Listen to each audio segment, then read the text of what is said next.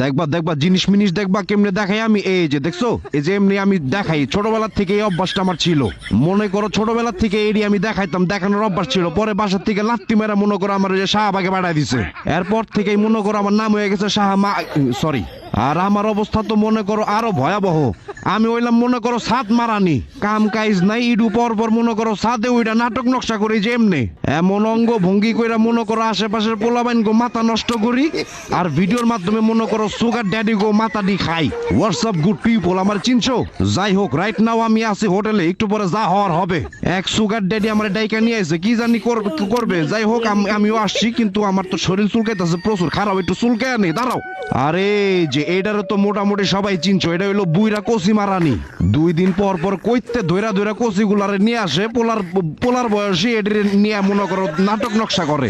আর এডি মনে করো সামাজিক যোগাযোগ মাধ্যমে বেশি বেশি চলে।